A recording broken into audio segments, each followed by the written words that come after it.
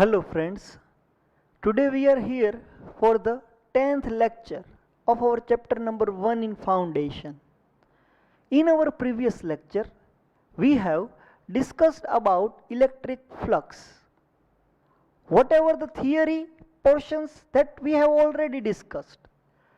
In this lecture, we are going to study about the applications related with electric flux. First of all, let us try to recall the formula of electric flux. As we know that the formula for electric flux phi is like this: E A cos theta. Why cos theta is there? Why you cannot take sin theta? That we have already discussed in our previous lecture. Sometimes we can denote flux as E dot A. What is this dot?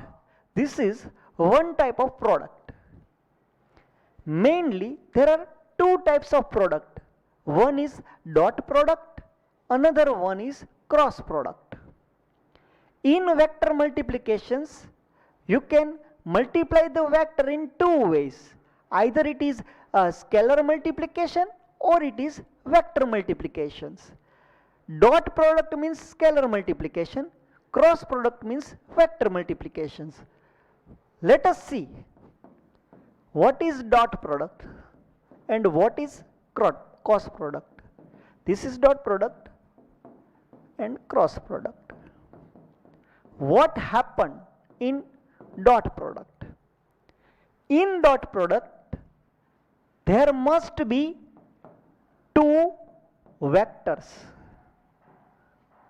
Dot product means scalar multiplication, cross product means vector multiplications. Even though its name is scalar multiplications, you should consider two vectors to multiply. In dot product or scalar multiplications, you have two vectors. In cross product, here also you have two vectors. Right?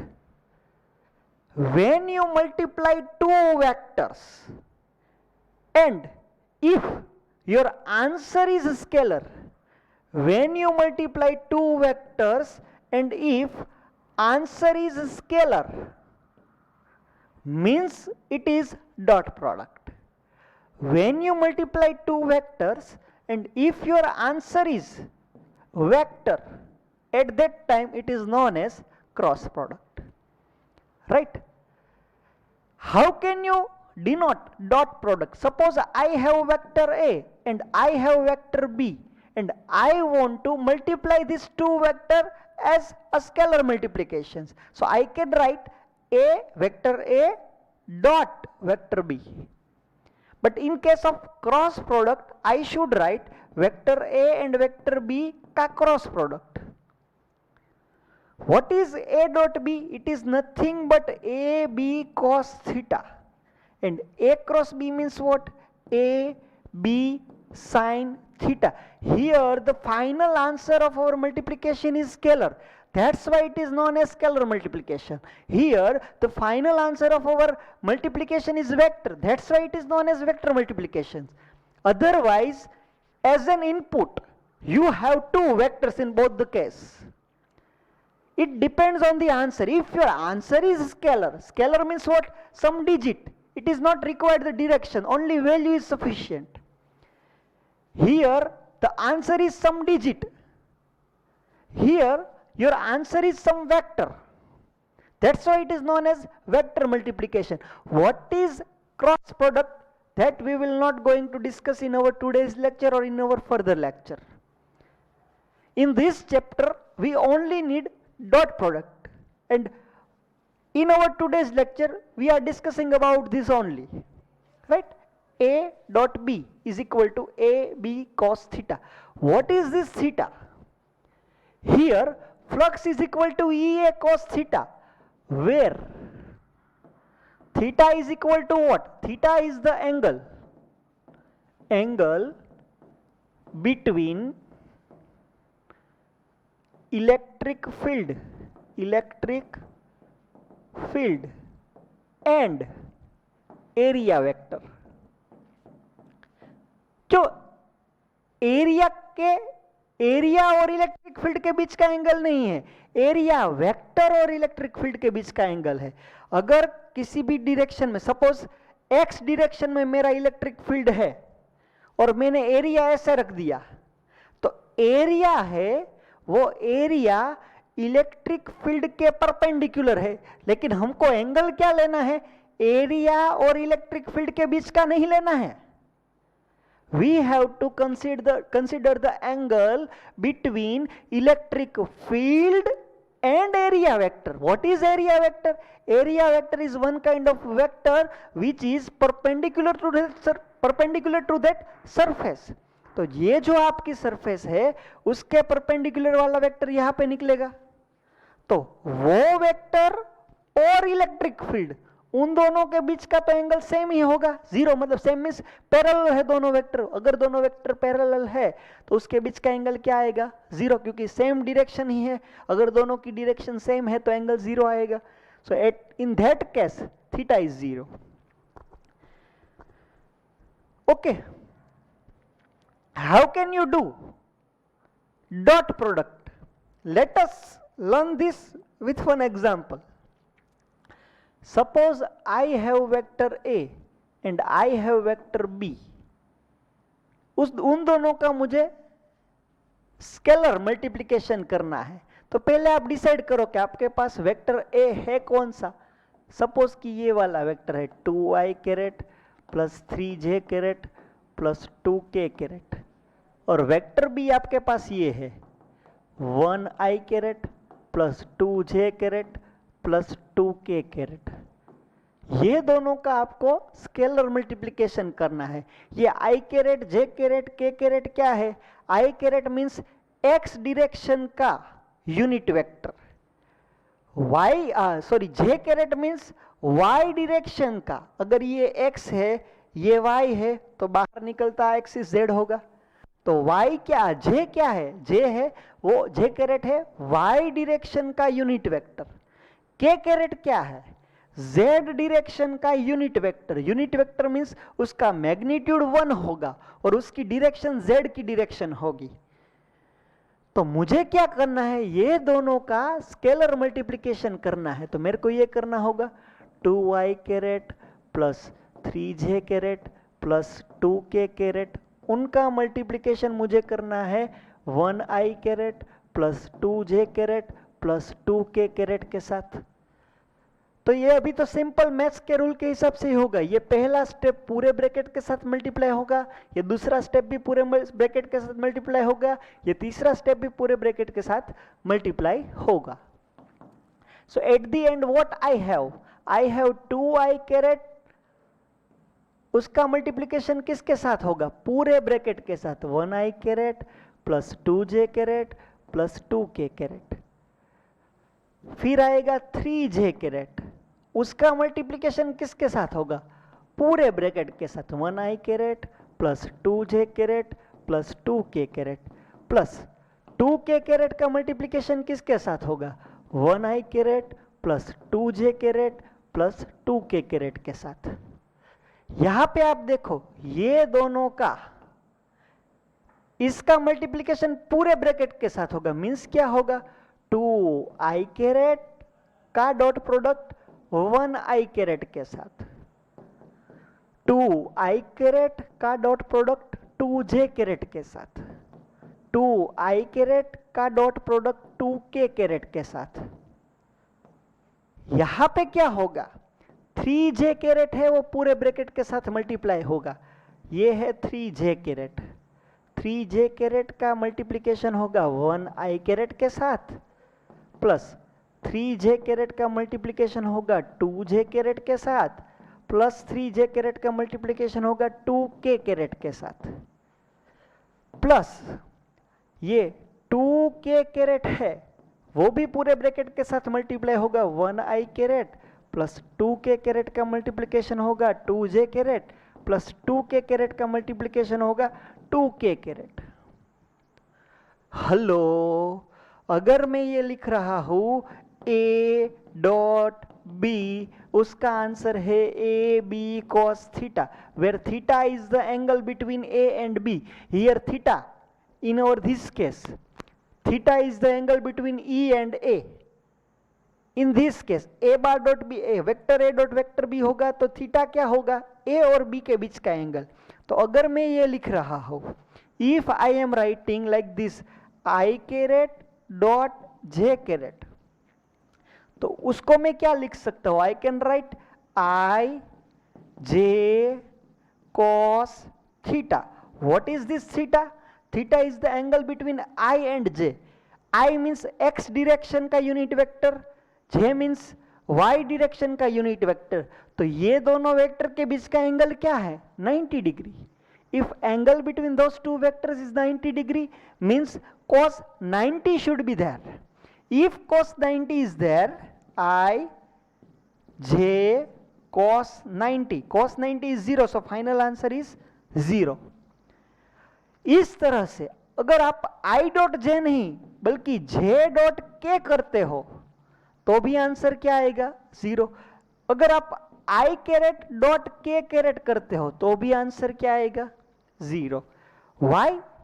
Because if both the vectors are perpendicular to each other, means cos 90 should be there, and if cos 90 is there, then the value of cos 90 is 0. So whatever in the multiple of cos 90, so final answer is 0. So यहां पे आप देखो, यहां पे i caret dot i caret है, वो तो ठीक है, चलो उसका कुछ आंसर आएगा, लेकिन definitely i caret dot j caret निकल जाएगा, उसकी जगह पे 0 आ जाएगा. i caret dot k caret निकल जाएगा, उसकी जगह पे 0 आ जाएगा. j caret dot i caret निकल जाएगा, उसकी वजह पे 0 आ जाएगा. j caret dot j caret का कुछ होगा, लेकिन j caret dot k caret निकल जाएगा, उसकी वजह पे 0 आ जाएगा. k caret dot i caret निकल जाएगा, उसकी जगह पे 0 आ जाएगा. k caret dot j caret भी निकल जाएगा, उसकी जगह पे 0 आ जाएगा. बचे क्या, सिर्फ दोनों के i वाले, j वाले और k वाले, उनका ही मल्टीप्लिकेशन होना है. अगर आप देखो मैं ऐसे लिखता हूं i डॉट i, तो इसको मैं ऐसे भी रिप्रेजेंट कर सकता हूं i cos theta, where theta is the angle between i and i. X axis का यूनिट वेक्टर और दूसरे एक्स एक्सिस का यूनिट वेक्टर, उन दोनों के बीच का एंगल क्या होगा, तो कि 0 होगा. अगर एंगल 0 है तो करना क्या है, यहां पे आ जाएगा cos 0. i की वैल्यू मतलब यूनिट वेक्टर है तो 1 ही होनी है, ये भी यूनिट वेक्टर है तो 1 ही होनी है. सो final answer is 1. i dot i, अगर आप कहीं पे भी i डॉट i देख रहे हैं तो वो 1 हो जाएगा. अगर आप कहीं पे भी j डॉट j दिख रहे हैं तो वो भी 0 नहीं होगा, वो भी 1 ही होगा. अगर आप k डॉट k दिख रहे हैं तो वो भी 1 ही होगा. लेकिन अगर आप i डॉट j देख रहे हैं या तो i डॉट k देख रहे हैं या तो k डॉट j देख रहे हैं तो वो सारे 0 होने हैं. समझ में आ रही है बात? सेम रहता है, डॉट प्रोडक्ट में अगर सेम रहता है i या तो j या तो k तो उसका आंसर आएगा 1. अगर अलग हुआ i के साथ j आया या तो j के साथ k आया या तो i के साथ k आया तो वो हो जाएगा 0. कैसे होता है उसका मैंने पूरा एक्सप्लेनेशन भी आपको दिया है, तो रट्टा मत मारना, ये आसान से सीखने वाली बात है. तो यहां पे देखो i डॉट i क्या हो जाएगा, 2i डॉट 1i. तो 2i डॉट 1i को हम ऐसे लिख सकते हैं ना, 2 1 cos 0, cos 0 मीन्स 1. हेलो, या तो ऐसे ही समझ लो कि i डॉट i क्या हो गया, i डॉट i 1 हो गया, तो ये 2 1s are 2, फिर सभी जगह पे प्लस है तो प्लस, फिर यहाँ पे आया 3 2, 3 इंटू 2 6, j डॉट j तो 1 हो गया, plus 2 into 2 4, k caret dot k caret तो 1 हो गया. So let us see the final result, 6 plus 4 plus 2, it is 12. See, here you have as an input, you have 2 vector, but the answer is scalar, only 12 is there. This is not a vector, only value is sufficient to describe it, not the direction. So the final answer is scalar quantity. That's why this product is known as scalar multiplication. Hope you guys get this.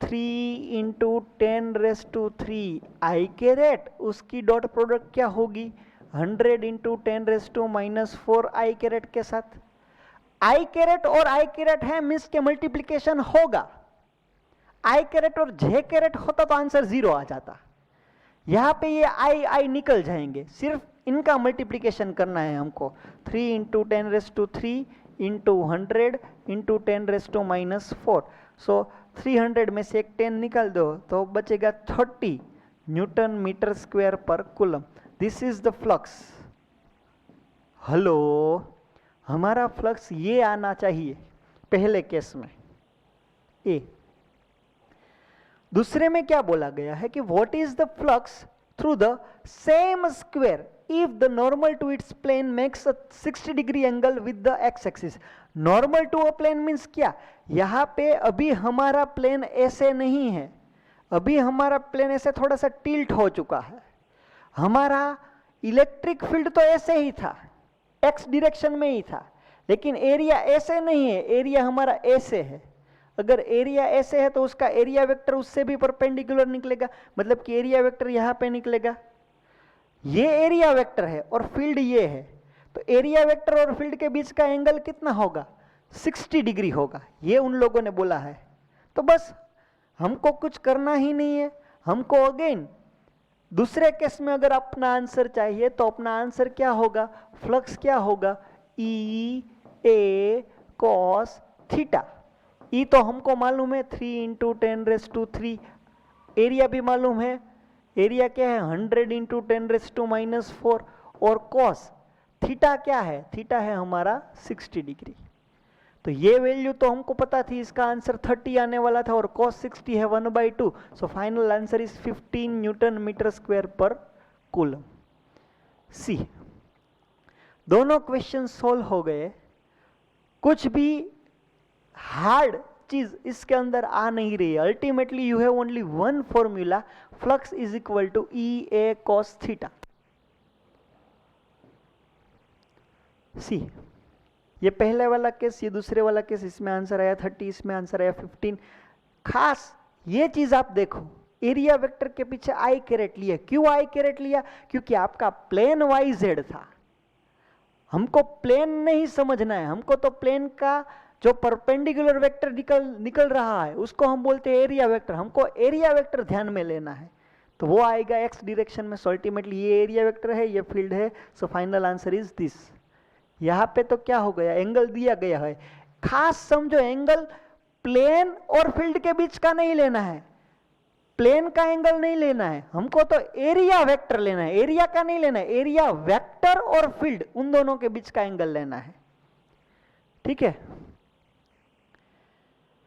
यहां पे आप देखो, there exist an electric field of 100 newton per coulomb along Z direction. ये X है, ऊपर वाला y है, बाहर निकल रहा z है। मीन्स के पूरा इलेक्ट्रिक फील्ड ऐसे बाहर निकल रहा है। कितना 100 न्यूटन पर कूलम जितना। Flux passing through a square of 10 centimetre sides placed on XY plane. हमारा प्लेन XY है, ये x है, ये y है, ये x है, ये y है। तो हमारा प्लेन किस तरह से है, इस तरह से सामने है, ऐसे आपके तरफ फेस करता हुआ। इलेक्ट्रिक फील्ड बाहर आ रहा है, प्लेन हमारा जो एरिया है वो फील्ड के परपेंडिकुलर है, लेकिन हमको एरिया नहीं देखना है, हमको तो ये एरिया का एरिया वेक्टर निकालना है। एरिया वेक्टर क्या रहता है, ये पूरे एरिया के परपेंडिकुलर, मतलब एरिया वेक्टर भी बाहर जेड डायरेक्शन में है, एरिया वेक्टर भी बाहर है, हमारा इलेक्ट्रिक फील्ड भी बाहर है। तो उन दोनों के बीच का एंगल क्या रहेगा, 0। अगर उन दोनों के बीच का एंगल 0 है और हमको फ्लक्स निकालने की बातें कर रहे हैं, अगर फ्लक्स निकालने की बातें कर रहे हैं तो हमारा आंसर क्या आएगा, ई ए कॉस थीटा। हमारा ई क्या है, हमारा ई है 100 न्यूटन पर कूलम, यह हो जाएगा 100 न्यूटन पर कूलम। एरिया है 10 सेंटीमीटर, हमको एरिया निकालना है, तो 10 इंटू 10 100 सेंटीमीटर स्क्वायर का मीटर स्क्वायर करने के लिए 10⁻⁻4 करना पड़ेगा और आंसर आएगा cos 0। cos 0 हो जाएगा 1। So 100 into 10⁻⁻4 ultimately 1 newton metre square per coulomb. This is your final answer, 1 Newton meter square per coulomb. You got my point, what I am trying to explain you? I am measuring the angle between electric field and area vector, not area. See, once again the same type of question is there. The value is changed. This time 100 Newton per coulomb is not there. This time Z direction में 200 Newton per coulomb का electric field बाहर आ रहा है. हमारा plane किधर है? XY plane है. अगर XY प्लेन की जगह YZ प्लेन होता तो क्या होता? अगर हमारा प्लेन XY नहीं YZ बोला गया, हमारा फील्ड Z डायरेक्शन में बाहर है, ठीक है. और प्लेन सपोज कि ये होता XZ प्लेन. अगर XZ प्लेन होता तो उसका एरिया वेक्टर ऐसे होता, फील्ड बाहर है, एरिया वेक्टर ऊपर है, तो E और A के बीच का एंगल 90 हो जाता तो आंसर 0 ही आना था. यहां पे जानबूझ के उन लोगों ने XY प्लेन बोला है. XY प्लेन बोला है मतलब कि उसका एरिया वेक्टर Z डायरेक्शन में होगा और फील्ड भी Z डायरेक्शन में ही है, मतलब कि कुछ आंसर आएगा. ये 200 है और साइड 5 सेंटीमीटर है, लेकिन हमको क्या लेना है? एरिया क्या लेना है? 5 centimetre into 5 centimetre means 25 centimetre square. और 25 सेंटीमीटर स्क्वायर का भी हम लोगों को क्या करना है? मीटर स्क्वायर में कन्वर्ट करना है. E A cos 0.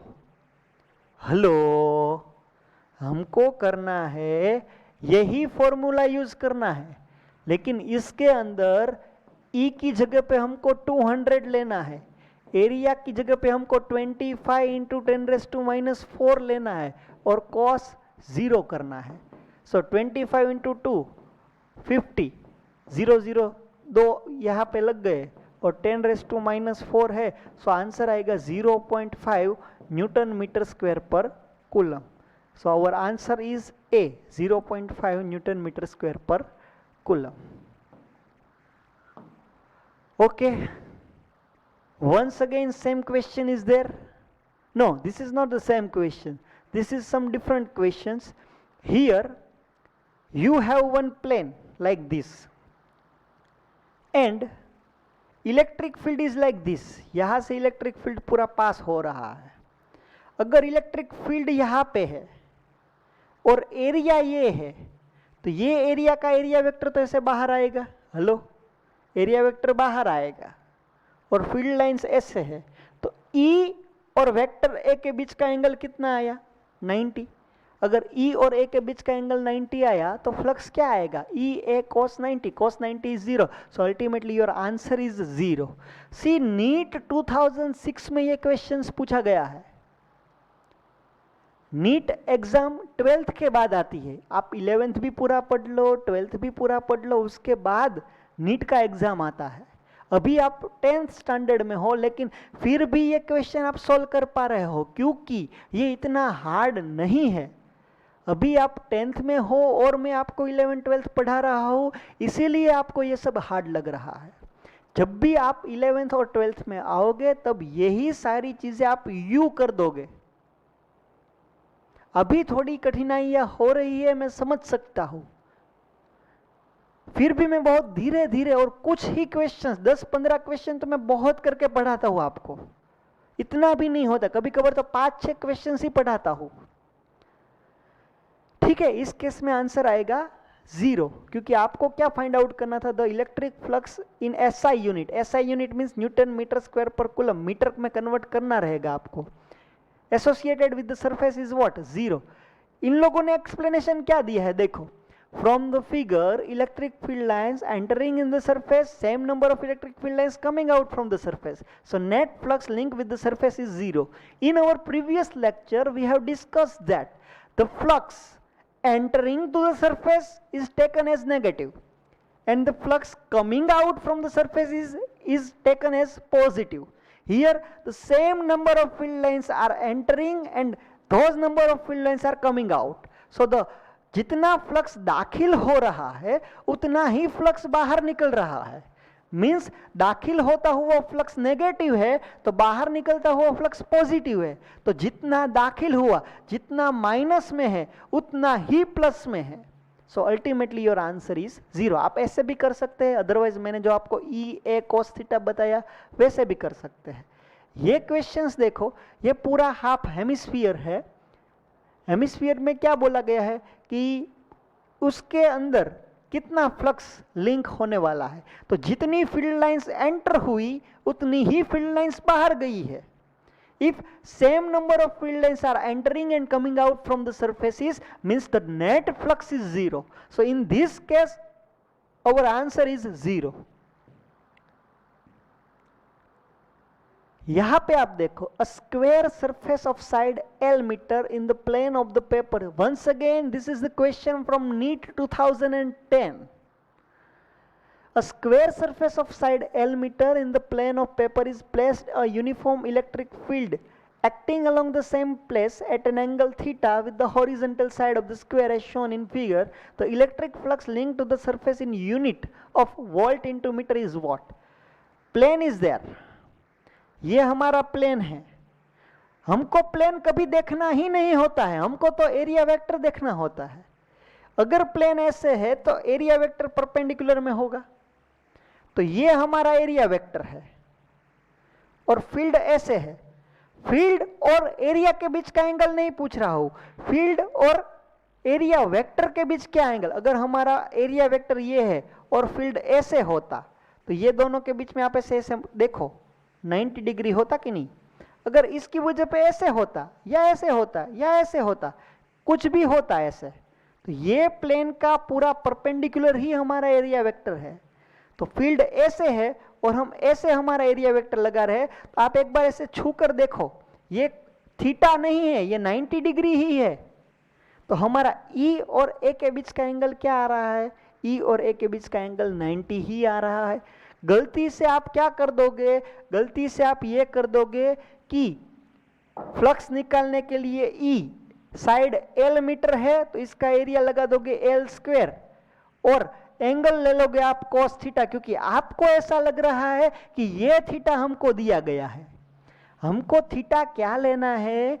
Area vector और फील्ड, उन दोनों के बीच का एंगल लेना है। तो गलती से आप ये आंसर टिक करके आ जाओगे, लेकिन आंसर ये नहीं रहेगा, आंसर आएगा 0, क्योंकि एंगल आता है 90, थीटा नहीं आता है, क्योंकि एरिया वेक्टर बाहर है और हमारा फील्ड इस तरह से। आप एक बार ऐसे छू कर देखो 90 डिग्री एंगल आ रहा है।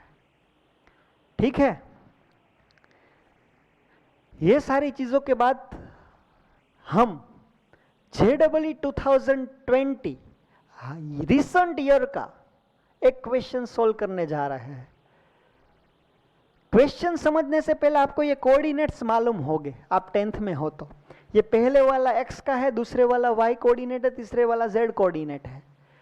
इधर कोऑर्डिनेट सिस्टम देखो, x ऐसे दिया है, यहाँ पे y नहीं है, यहाँ पे z है और y बाहर निकल रहा है। तो कंफ्यूज मत होना, क्योंकि हम लोगों ने प्रैक्टिस x, y और z की है, लेकिन यहाँ पे उन लोगों ने यहाँ पे x दिया है, ऊपर z दिया है, बाहर y दिया है। JEE 2020 का ये क्वेश्चन। आपको क्या बोला गया है कि एक इलेक्ट्रिक फील्ड दिया गया है, E is equal to 4xi caret minus Y square plus 1j caret. Electric field दिया है E is equal to 4xi caret minus Y square plus 1j caret. ये हमारा इलेक्ट्रिक फील्ड है। फिर बोला गया है the flux of the electric field through a surface is ABCD and BCGF are marked as φ1 and φ2। ABCD surface के साथ जो फ्लक्स लिंक होगा उसको हम बोलेंगे φ1 और BCGF सरफेस के साथ जो फ्लक्स लिंक होगा उसको हम बोलेंगे φ2। एला φ2 करे मारा बेटा ले।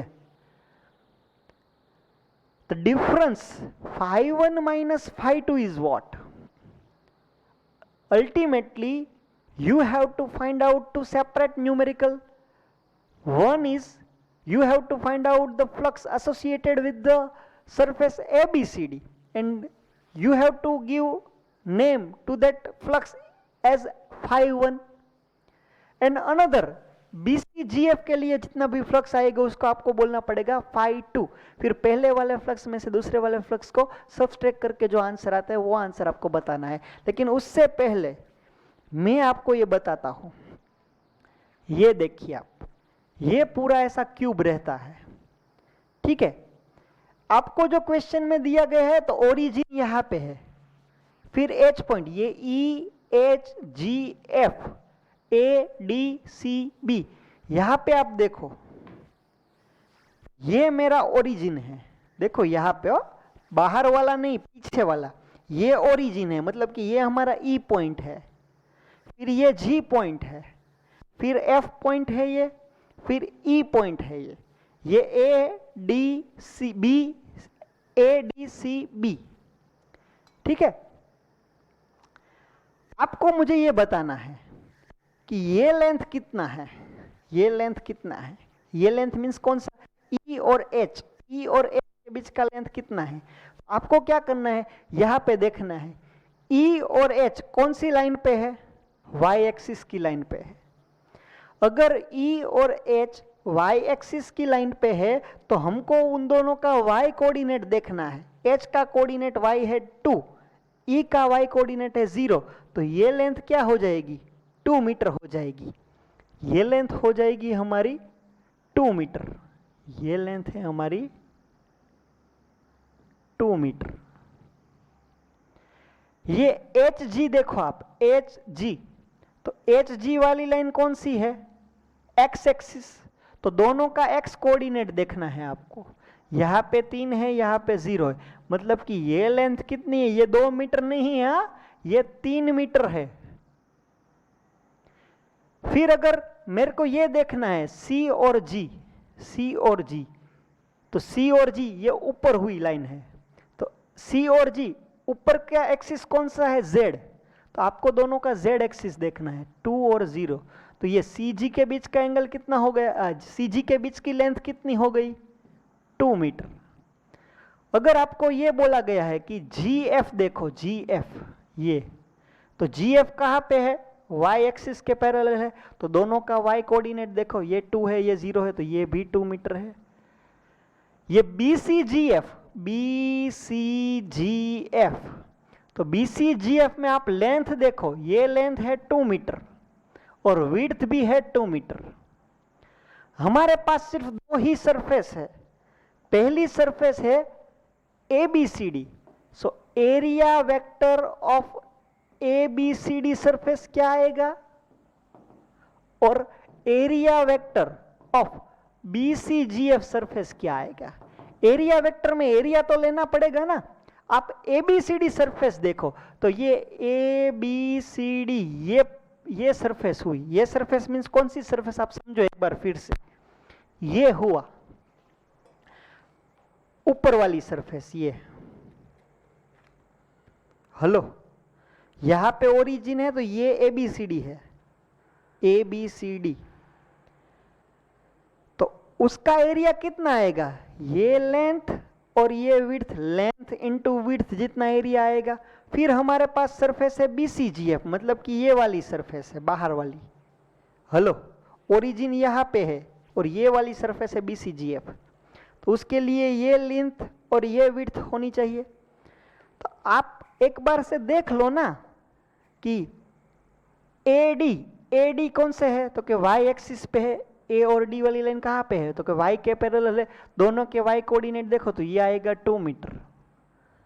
DC वाली लाइन देखो, DC वाली लाइन मीन्स कि x एक्सिस वाली लाइन हुई, x एक्सिस में इसका कोऑर्डिनेट 0 है, इसका कोऑर्डिनेट 3 है, तो ये हो जाएगा 3 metre.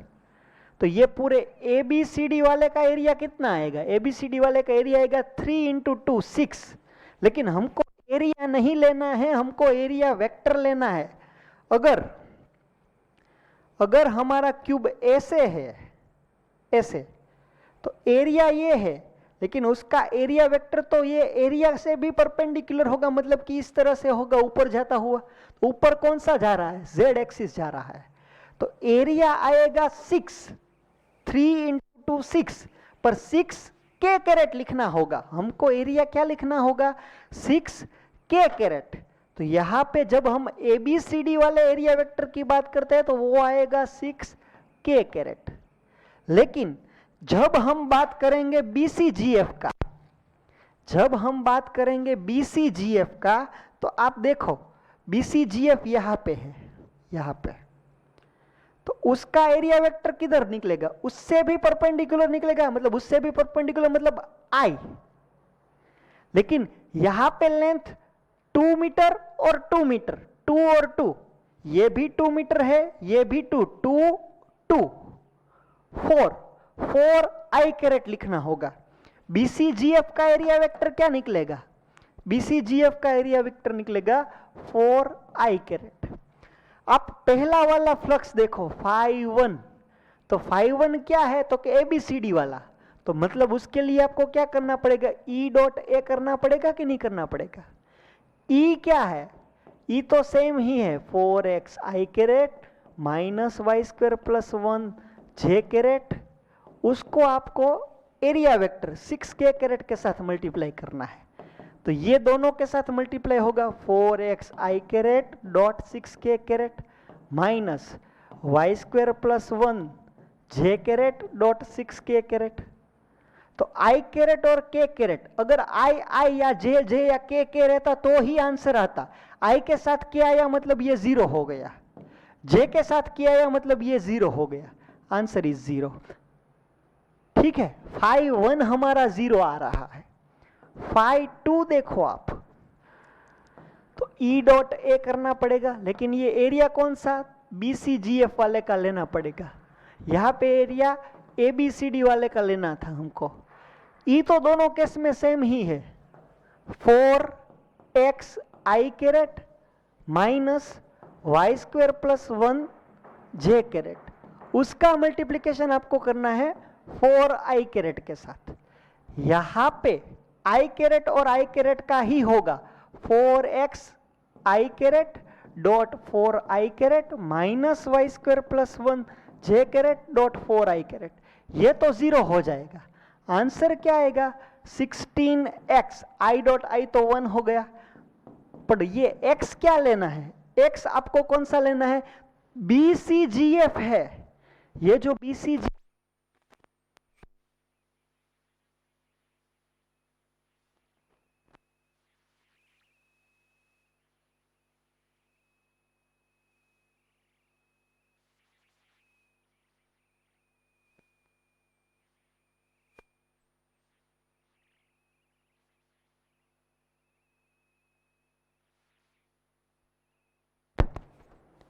Hello, what is your flux? Your flux is 48 newton metre square per coulomb, लेकिन आपको आंसर φ1 माइनस φ2 का देना है, ना कि φ2 का। So ultimately what is φ1 minus φ2, φ1 minus φ2 is 0 minus 48, so at last your answer is minus 48 newton metre square per coulomb. Let us see, B option is correct, right? ठीक है, let's see the last questions of our today's lecture. Here vector E is given in which E0 is there, but the value of E0 is given. So ultimately vector E is given. Vector E कौन सा दिया गया है हमको, 6/5 E0,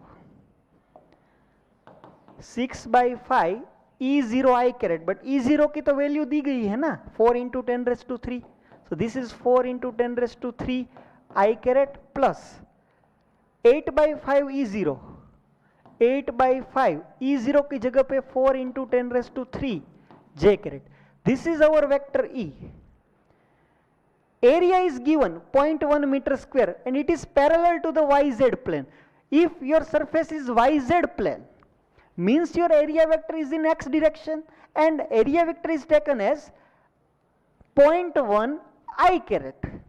So here area vector कौन सा रहेगा, 0.1 I caret, because your plane is YZ plane, but the vector, area vector is perpendicular to that plane, and perpendicular to the YZ plane is what, this is I carat.